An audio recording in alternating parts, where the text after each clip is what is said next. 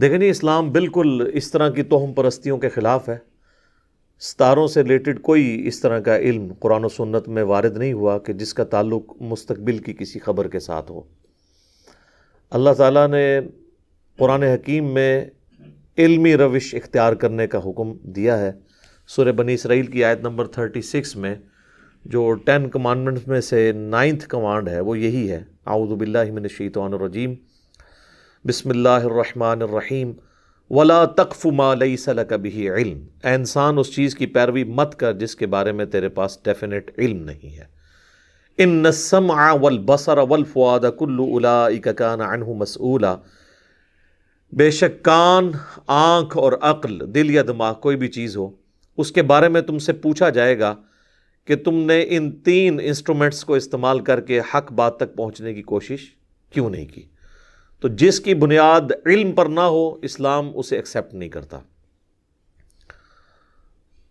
یہ ہمارے ہندوانہ معاشرے کے اندر کئی ایک متس مشہور ہیں، مثلاً کالی بلی رستہ کاٹ دے تو یہ نحوست کی علامت ہے، گھر کی منڈیر پر کوا بولے تو مہمان کے آنے کی نوید ہے، جوتی پہ جوتی چڑھ جائے تو سفر لکھا ہوا ہے۔ یہ سب کی سب چیزیں توہمات ہیں جن کا اسلام سے کوئی تعلق نہیں ہے۔ اسلام چونکہ ڈیفینیٹ علم کی بات کرتا ہے تو علوم صرف 2 ہی ہیں، ایک ریویلڈ نالج ہے، یعنی یہ وحی کا علم قرآن و سنت کی فارم میں ہمارے پاس، اور دوسرا ہے ایکوائرڈ نالج، یعنی سائنس کا علم، the knowledge obtained through observations and experiments. اگر ان دونوں علوم میں سے کوئی ایک علم بھی کسی چیز کی تصدیق کر دے تو وہ چیز حق پر مبنی ہوگی، اور اگر دونوں علوم کسی چیز کی تصدیق نہ کریں تو اس علم کو ہم ماننے کے لیے یا اس طرح کی خبر کو ماننے کے لیے ہم تیار نہیں ہیں۔ اب سائنٹسٹ سے پوچھ لیں کیا وہ ستاروں کا یہ والا علم مانتے ہیں؟ وہ تو مذاق اڑاتے ہیں، توہم پرستی کہتے ہیں اسے۔ جو ستاروں کا تعلق ایسٹرونومی کے ساتھ ہے وہ ایک بالکل الگ چیز ہے، اس کا اس سے کوئی تعلق نہیں ہے، وہ تو فزیکل نالج ہے نا، کوئی مستقبل کی خبر نہیں ہے۔ اور علم الغیب کا یہ بات علم الغیب سے متعلق ہمارے پیش نظر ہونی چاہیے کہ علم الغیب کا تعلق ان چیزوں کے ساتھ ہے جو فزیکل ورلڈ کے ساتھ فزیکل انٹریکشن کے بعد چیزیں اڈاپٹ کی جاتی ہیں، ان کا علم حاصل کیا جاتا ہے، وہ علم الغیب نہیں ہے۔ علم الغیب وہ علم ہے جو حواس خمسہ، یعنی ہمارے جو جتنے بھی حواس ہیں، یا کسی انسٹرومنٹ کے بغیر حاصل ہو جائے۔ اب یہ جو مستقبل کی خبر اس اعتبار سے دے دیتے ہیں کہ فلاں جگہ فلاں دن بارش ہوگی، تو یہ فزیکل نالج ہے، کیونکہ یہ پتہ چل جاتا ہے کہ فلاں جگہ سے اب ہواؤں کا رخ پاکستان کی طرف ہو چکا ہے اور ہواؤں کی رفتار یہ ہے، تو اتنے دنوں میں یہاں تک پہنچ جائیں گی۔ وہ فزیکل نالج ہے۔ مزہ تب ہے اگر کوئی شخص کہے کہ 17 جنوری 2050 کو بارش ہوگی یا نہیں، یہ کوئی بتائے۔ اس طرح الٹرا ساؤنڈ کے ذریعے جو جینڈر بتایا جاتا ہے ماں کے پیٹ کا، تو وہ بھی فزیکل نالج ہے۔ اسی طریقے سے زمین کی گہرائی میں پانی کس جگہ پہ، یہ بھی فزیکل نالج ہے۔ وہ ویوز بھیجتے ہیں، وہ ریباؤنڈ ہو کے آتی ہیں۔ تو اس نالج کو اس کے ساتھ کمپیئر نہیں کرنا چاہیے، یہ علم الغیب سے تعلق نہیں رکھتی چیز۔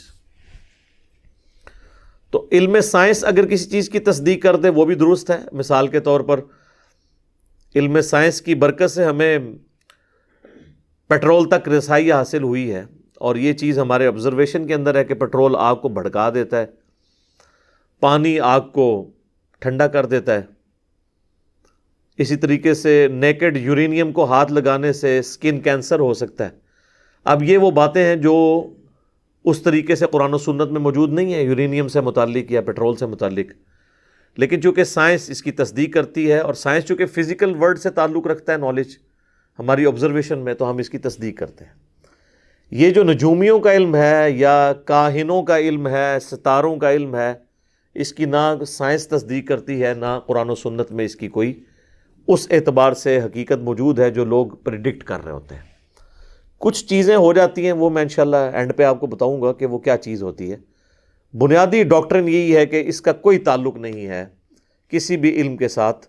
یہ خواہ مخواہ کی ایک لوگوں کی منہ شگافیاں ہوتی ہیں، اور بعض لوگ تو پھر اس کے اوپر یقین کرنا شروع کر دیتے ہیں۔ یہ بہت خطرناک معاملہ ہے۔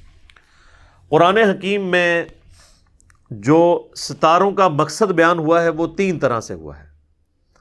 سورۃ الملک کے اندر اللہ تعالیٰ نے فرمایا وَلَقَدْ زَيَّنَّا السَّمَاءَ الدُّنْيَا بِمَصَابِيحَ، ہم نے آسمان دنیا کو ستاروں کے ساتھ مزین کر دیا، یعنی یہ دنیا کا جو آسمان ہے اس کی خوبصورتی کا ذریعہ ہے ستارے۔ اور ساتھ یہ ہے وَجَعَلْنَاهَا رُجُومًا لِلشَّيَاطِينِ، اور ہم نے اس کو ذریعہ بنایا ہے شیاطین کو مار بھگانے کا۔ اس کا ذکر ڈیٹیل کے ساتھ سورۃ الحجر میں ہے کہ جو شہاب ثاقب ہیں ان کے ذریعے شیاطین کو بھگایا جاتا ہے۔ یہ اللہ تعالیٰ کی طرف سے مزائل ہیں جو داغے جاتے ہیں۔ اس کی سائنٹیفک ریزن اپنی جگہ موجود ہوگی۔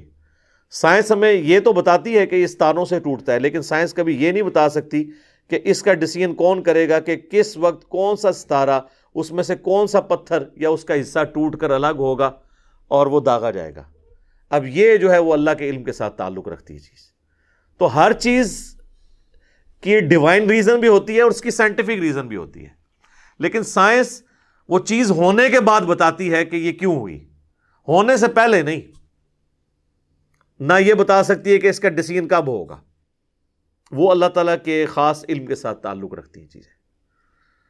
تو یہ 2 مقاصد آگے، آسمان دنیا کی آرائش، اور دوسرا اس کے ذریعے شیاطین کو بھگایا جاتا ہے۔ اور ایک اور تیسرا مقصد جو ہے وہ قرآن حکیم میں کئی مقامات پر بیان ہوا۔ اس میں سے ایک سامپل کے طور پر آیت اگر لے لیں آپ، تو سورۃ الانعام کے اندر اللہ تعالیٰ نے آیت نمبر جو ہے 97، اس کے اندر ستاروں سے متعلق مقصد بیان کر دیا۔